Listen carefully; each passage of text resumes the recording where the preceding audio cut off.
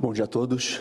Primeiramente, agradecer o honroso convite dos senhores senadores, senadora Leila e os aqui presentes. Meu nome é Udo Seckelman, eu sou advogado do escritório Bichar Mota Advogados.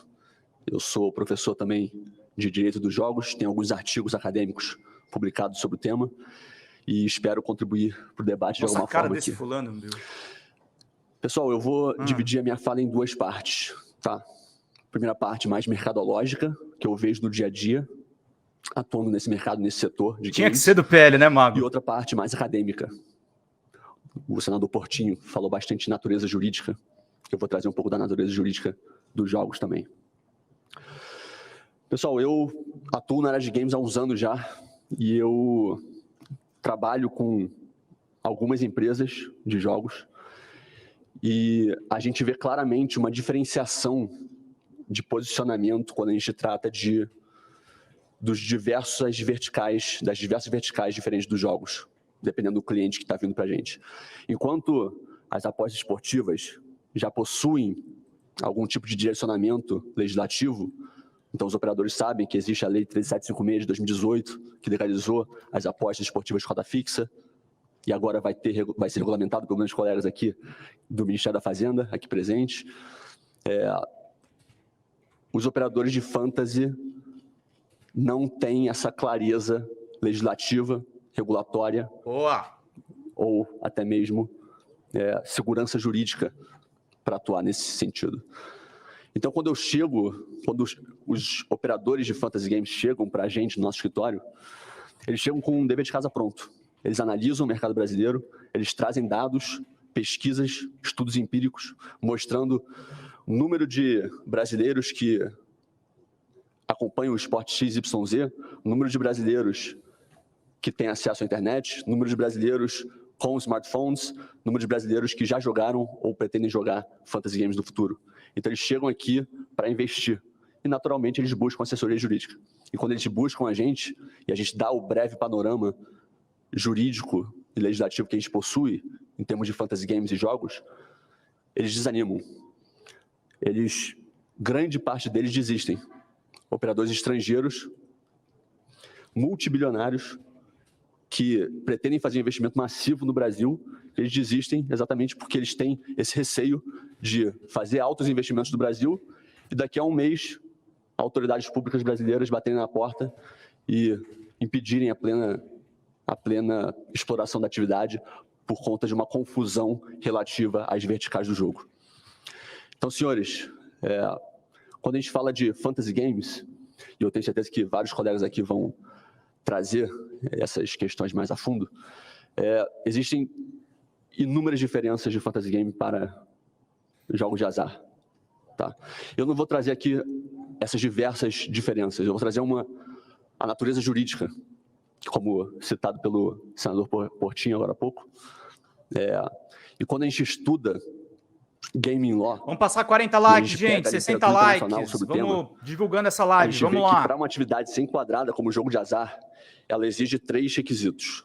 O primeiro deles é o stake, que é uma quantia arriscada, ou algo de valor arriscado. Segundo, um elemento de alha ou sorte, ou acaso. E 3, um prêmio a ser pago em caso de acerto do prognóstico. Então, se uma atividade tiver esses 3 requisitos, ela pode ser enquadrada como jogo de azar. Fantasy game não tem stake, não tem quantia arriscada. Fantasy game, no máximo, tem uma taxa de inscrição para você poder participar da competição organizada pelo Fantasy game, pelo operador. A taxa de inscrição não varia. Eu não posso aumentar a taxa de inscrição para, eventualmente, aumentar o meu prêmio. A taxa de inscrição é fixa e o prêmio é fixo. Não varia.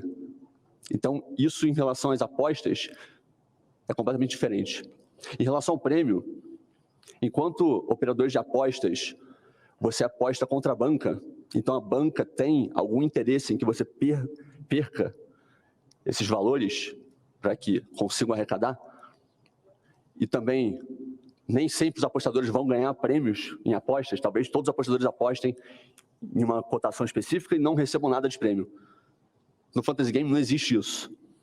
No Fantasy Game, o operador de Fantasy Game não tem a pretensão de que o seu jogador não ganhe ou não faça um bom trabalho ou não estude bem o mercado para não apostar, entre aspas, bem. O operador de fantasy game, ele organiza um campeonato, uma competição, recebe uma taxa de inscrição, ele vai sempre distribuir prêmio, independentemente se o jogador vá mal ou bem. E terceiro, o último ponto, o elemento de alha ou sorte, que é o elemento que mais gera discussões mundo afora.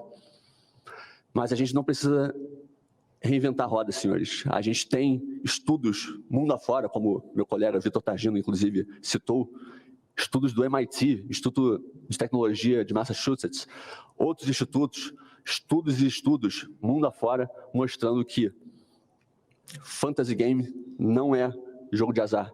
O resultado do fantasy game depende mais da habilidade do que da sorte. E eu vejo essa saga dos fantasy games muito parecida com a saga que o poker teve que enfrentar nos últimos anos aqui no Brasil. Em mais de década em que o poker era confundido como jogo de azar, e depois de anos e anos de litígios e de insegurança jurídica, hoje a gente tem mais ou menos uma jurisprudência pacífica de que poker é um jogo da mente. É um jogo de habilidades. Então eu, que sou um jogador de poker amador, se eu jogar contra um jogador de poker profissional, muito provavelmente, talvez eu ganhe uma ou duas mãos, mas se eu jogar 100 vezes, eu vou perder 98. Então, senhores, fantasy games não se confunde com um jogo de azar. A gente não precisa reinventar a roda. Já existem estudos mundo afora de outras jurisdições que já têm esse assunto já vencido há muito tempo, já superado. Estudos e mais estudos. A gente não precisa criar algo novo. A gente pode só verificar, analisar as melhores práticas internacionais e aplicar a nossa legislação brasileira para que a gente acompanhe o mundo e a gente atraia esse setor que é multibilionário para que invista no Brasil. Porque se não tivermos isso, os operadores que hoje procuram a gente para investir no Brasil vão continuar desanimados e não vão investir. Obrigado a todos. Esse cara acabou de ferrar para os fantasy games entrarem no marco legal, porque se é poker, não é jogo, pô.